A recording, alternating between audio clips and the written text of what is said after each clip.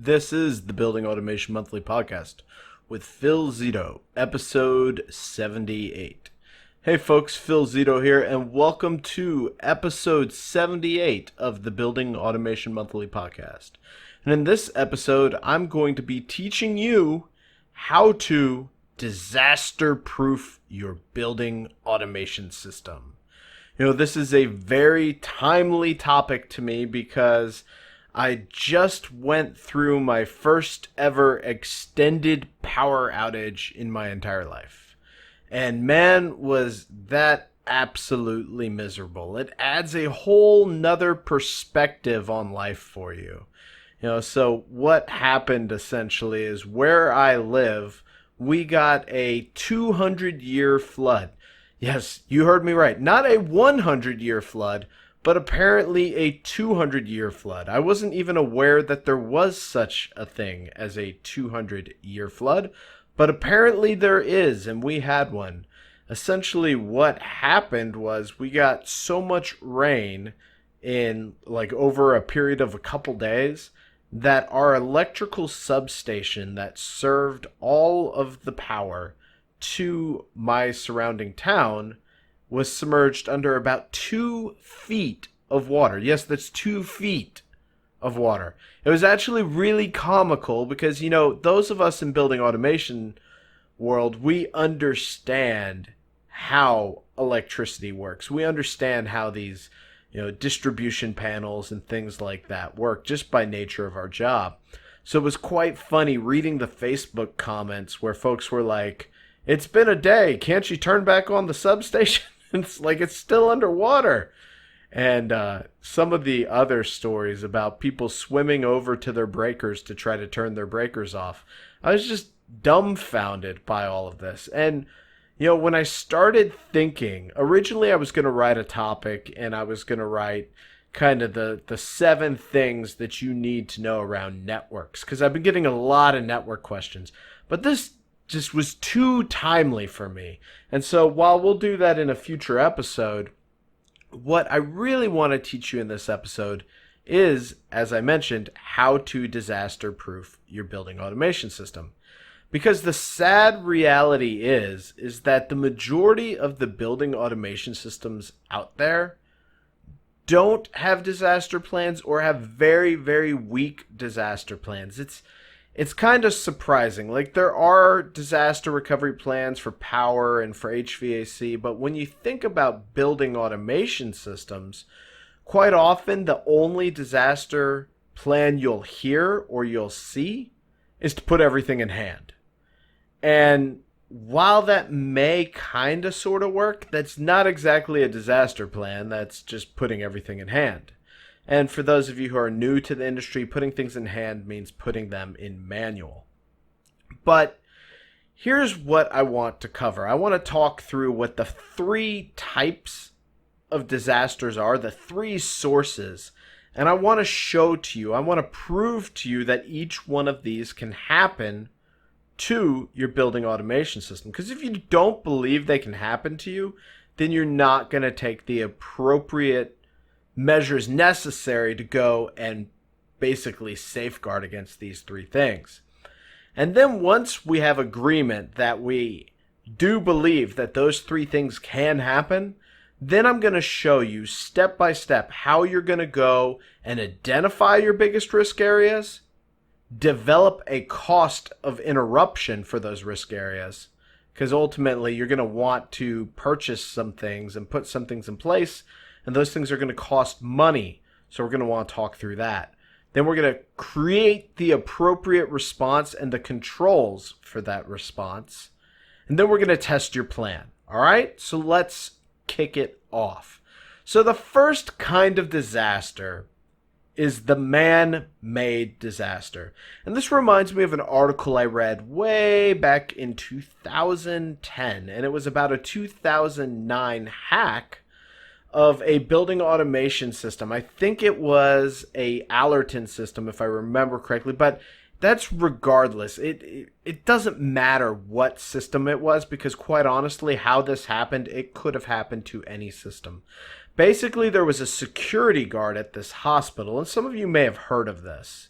So you may be familiar with this story. But basically what he did was he put some key logging software, and he was able to then go and find the username and password, and he started logging into the building automation system, and he started changing set points.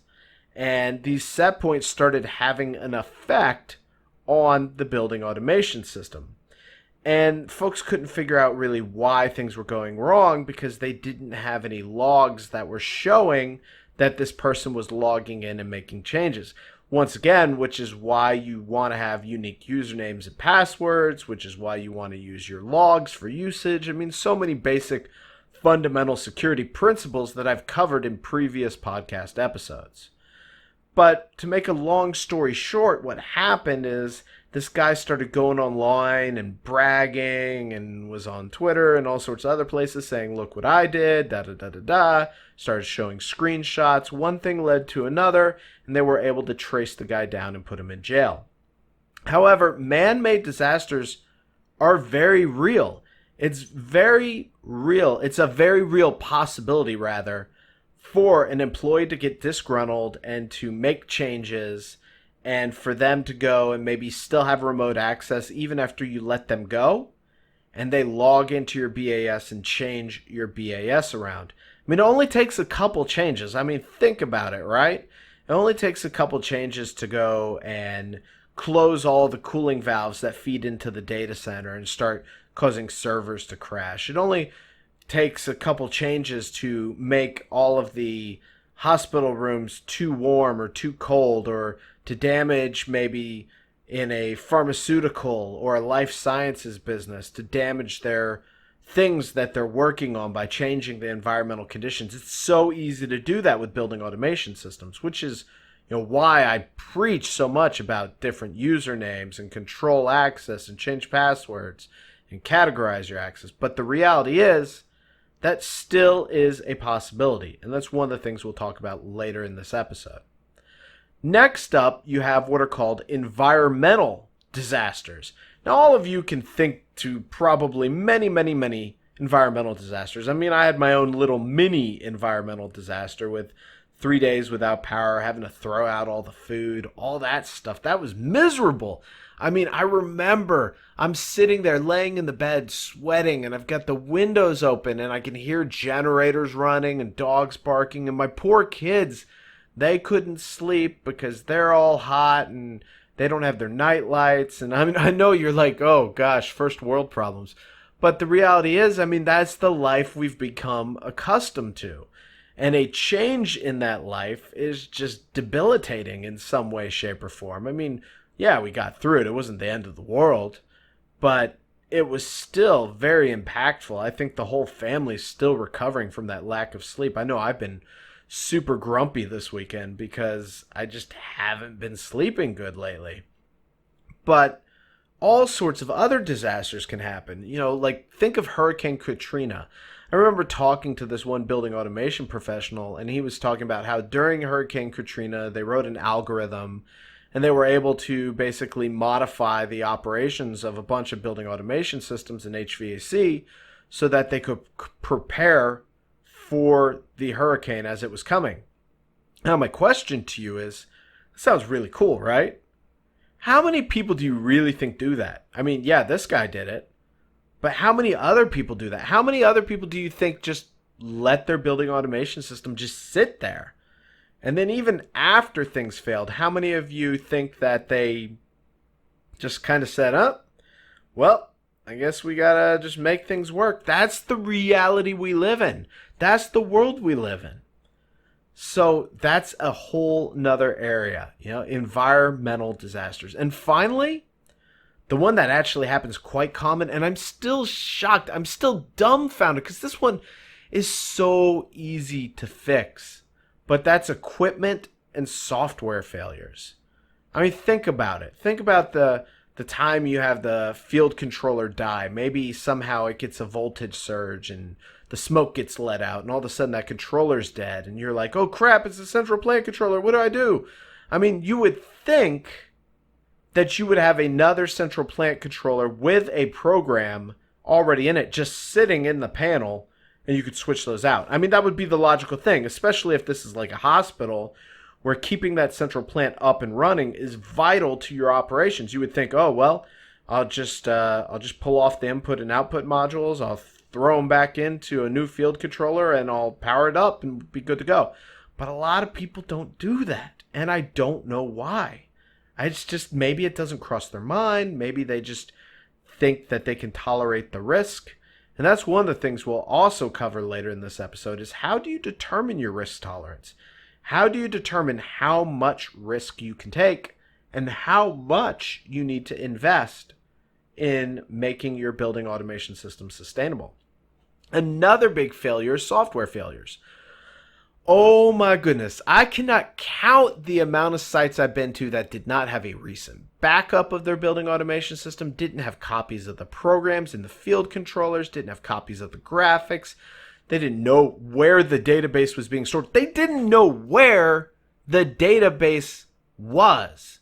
I'm not saying that they didn't know where their backups were, or they didn't know that if they were doing backups, they didn't even know where the database was.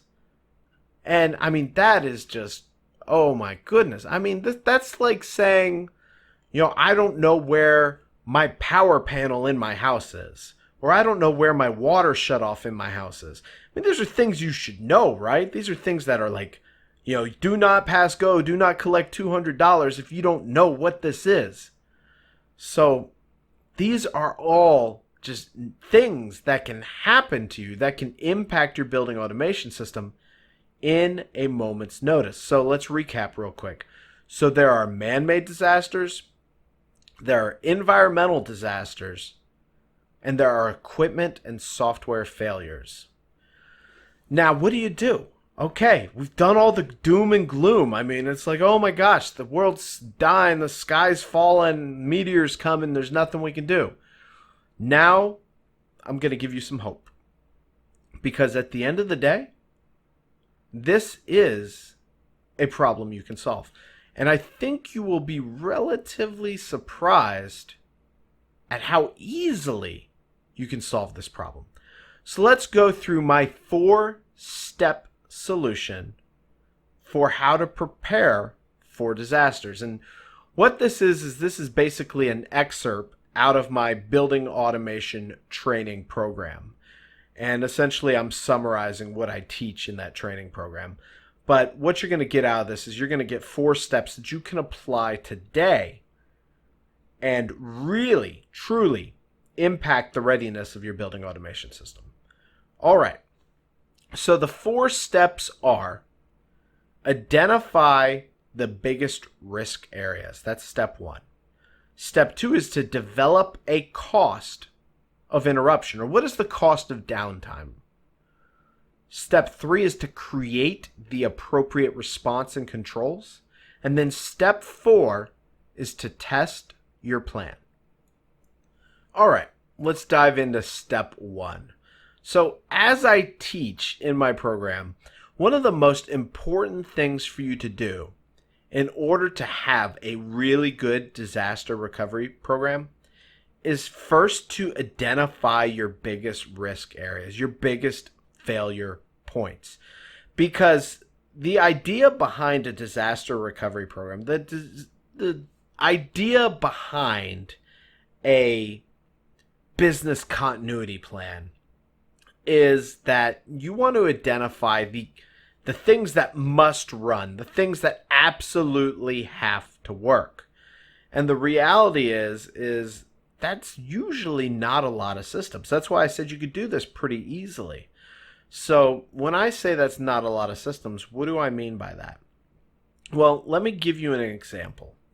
If you're in a hospital and you have some natural disaster, you have an earthquake. Let's say you're on the West Coast. You have an earthquake. And for some reason that damages your controls and it causes you to go and lose your central plant. And you have to go and replace your controller because it gets a surge of power. Well, let's say all your other controllers are dead too, right? Well, if you get your central plant and you get maybe a couple air handlers going, you could pretty much run the whole rest of the hospital. You can go up in the ceiling and manually stroke all the dampers to 100%, even if you can't communicate with all the field controllers. And quite often, those field controllers themselves, as long as they have power, they're going to be driven off the thermostat. So you can see you don't necessarily have to have a plan to recover all the field controllers, but if you could simply get the air handler and the chillers working, the systems downstream should take care of themselves. Another example of this would be looking at software and things like that. What programs do you absolutely need to have? What program, if it got utterly corrupted and destroyed, would take down your building automation system or take down your building? Maybe that's a complex fan sequence. Maybe that's a central plant once again. Maybe that's a complex stairwell pressurization scheme. There's a variety of different codes and sequences, but the thing is you've got to identify these. Now, how I typically identify these is I identify the business objective of your building. So if it's a hospital, it's treating patients, it's patient life safety, things like that. So naturally, you're going to want to keep airflow, you're going to want to keep the right spaces pressurized, and you're going to want to keep cooling and heating going. So then you would say, okay, what do I need to achieve those things? Well, I need my central plant, I need my air handler, I need some sort of pressure sensing. So then you start to work backwards and say, okay, well, I should have a spare BAS controller for my central plant, for my air handlers, spare sensors, etc. You start to think through the critical systems, and then you identify these critical systems as risk areas, meaning that if this one system went down, it would have a dramatic effect on the rest of the building, and it would pretty much make it impossible to achieve the main objective of the building. So that is what is deemed a critical system. Now, there's many more categories, whether it's from critical then to important and normal and low and non-critical, but we're just going to focus on critical here in this podcast episode, just to keep things kind of moving along. So you've identified your risk areas. That's step one, right? You've identified them. Now here's the hard part. And I say hard part not so much because it's actually difficult, but it's something that folks overthink time and time again because it has to deal with dollars. And most of us folks in the facility world, we're used to dealing with mechanical problems, not with financial problems. So when we're asked to look at the potential ramifications financially of a system failure, we kind of scratch our heads. So here's a way that you can go about looking at this and it not be completely mind-numbing and just an exercise that takes you years to figure out. So first thing, you identified your risk areas, right? You identified the areas that could fail. Now, all you have to ask yourself is, if this area fails, what is the cost of the business? Now, if you know that your business in this hospital revenues, let's just say for ease, let's say it's $4 billion a year, right? So let's just say that that is $1 billion every 3 months. And you say if a central plant goes down for a day, then you say, okay, what's 1 billion divided by 90? And I'm not good at math off the top of my head, but essentially I think it would come out to be about like 10 million. So it'd be a cost of almost $10 million a day for each day that that building's down. And so that's your cost of interrupt, is $10 million. If that central plant goes down for a day and you can't cool the building, then that cost of interrupt is $10 million.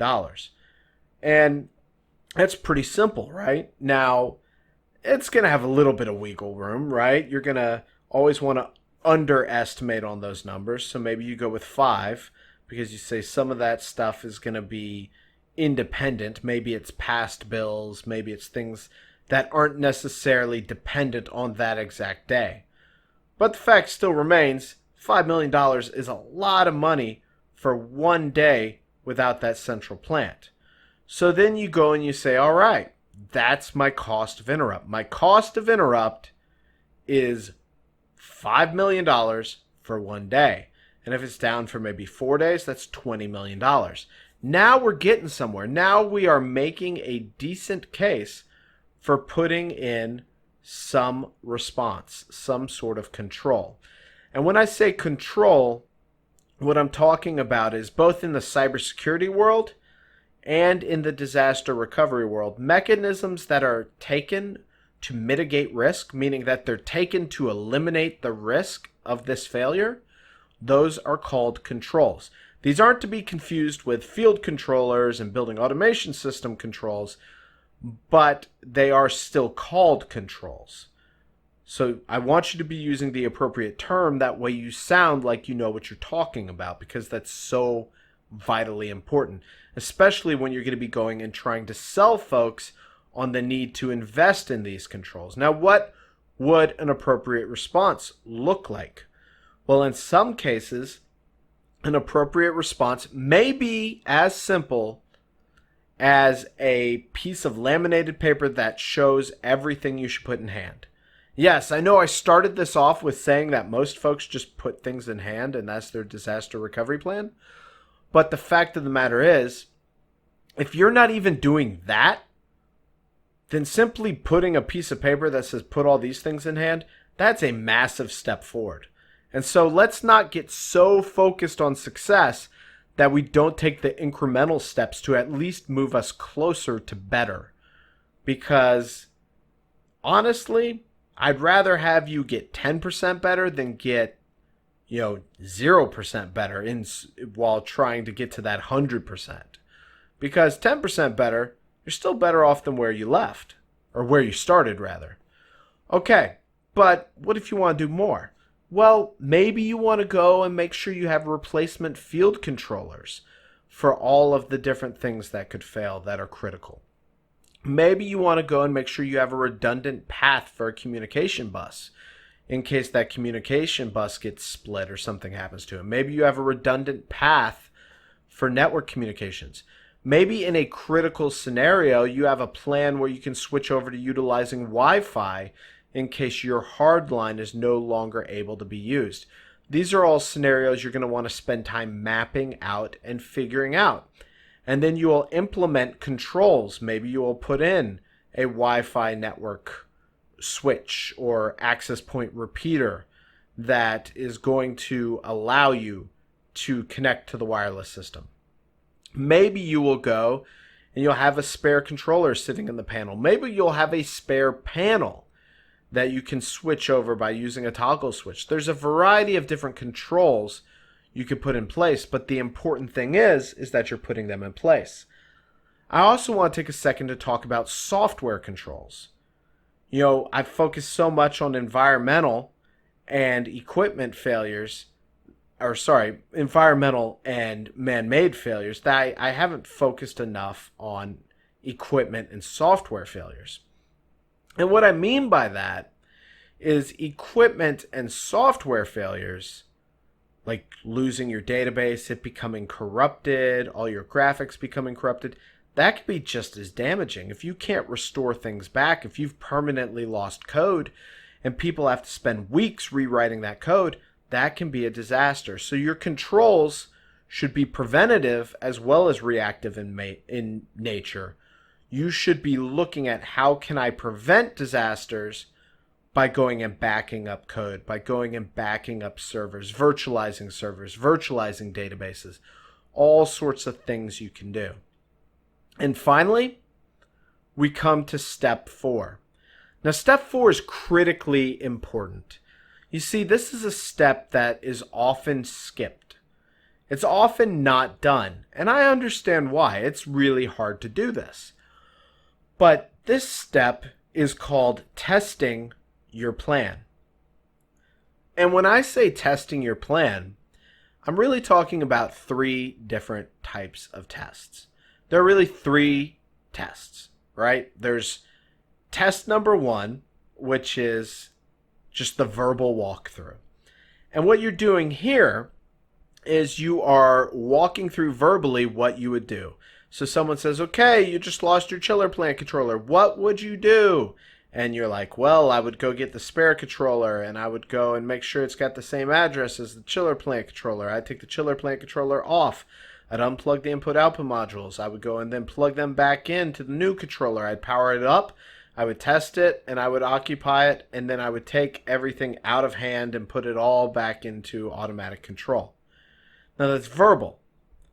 Next up, you have kind of the written walkthrough, right? This is where you would actually go and you would have a written down plan and you would walk them through you executing the plan without physically executing the plan. You wouldn't actually take a controller off and put a new one on, but you would walk them through that. And this is usually the method that I recommend the most because it's the most practical. It shows that you know where to go. You're starting to develop muscle memory. And all in all, it's a good plan for going and testing out that there's nothing you missed, no procedural steps. Like, for example, you try to get into the central plant room, but you can't because it's locked and you don't have an access control badge that'll let you in the central plant room. Whoopsie. I mean, that might be kind of important, right? You don't want to have to wait on the security guy to give you access to your badge. So that's something you would find. Now, the third one, which I really don't ever recommend this, but I've seen people do this a couple times, which is actually a live test. You actually take stuff down and then you test switching over. I've seen folks do this at really high-end government facilities and tier 4 data centers. But other than that, I just don't see the practicality. The risk versus the reward of doing a full-on test of making sure that your recovery and your failure plan works, it just seems like there's just too many areas where that could go really, really, really bad. And I wouldn't recommend doing that for anyone. I don't see the payoff there. So let's recap real quick on these 4 steps. So as I said, step 1, you're going to identify the biggest risk areas. And you're going to do that by looking at what would stop your business. Step 2, you're going to develop a cost of interruption. And you're going to do that by looking at the profitability of your business. And then you're going to divide that out by days and figure out what that would cost per day for that impact to profitability. And usually my rule of thumb is once you've got that number, you cut it in half just to account for any residual income and just to be on the more conservative side. Step 3, we're going to create the appropriate response and controls, meaning we're not going to go overboard. We're going to respond based on the level of impact we're going to experience. And then we are going to create the response based on that level of impact we are going to experience. And finally, we're going to go to testing our plan. And this is where you're going to have your 3 different tests, right? Your verbal test, your written walkthrough, and then your physical actual test. Now, I would recommend doing kind of the middle of the road, your physical walkthrough, but not actually going and physically turning stuff on and off. I just recommend that you do a written walkthrough. I think that accomplishes the objective you want, but yet it doesn't put you in this situation where you could potentially kill stuff and just cause all sorts of havoc to break loose. All right, folks. So there you have it. Everything I covered today is going to be available at buildingautomationmonthly.com/78. Once again, that is buildingautomationmonthly.com/78. And as I've mentioned a couple times through this episode, I have a awesome building automation training program. It's called Building Automation Systems A to Z, and it is literally an A to Z training program on building automations. It's going to show you everything that you need to know to enter the field of building automation. I have gotten countless praise from my 600 plus customers on how this program is something they wish they had years ago, and it would have saved them countless hours and countless dollars trying to learn these things. And things like disaster recovery, how to maintain your building automation system, how to upgrade your building automation system, and a whole slew more of information. I I really encourage you to check this program out. It's at buildingautomationmonthly.com/BAS, as in Bravo Alpha Sierra. So once again, that's at buildingautomationmonthly.com/BAS. You won't be disappointed. All right, folks, there you have it. That puts this week's episode in the bag, and I am so happy to be talking to you again after my power failure. I am just excited to be behind the mic again. And folks, remember, keep working hard, keep learning, keep studying. You can massively improve your knowledge of building automation systems. I know you can do it, and I will talk to you again next week. Take care.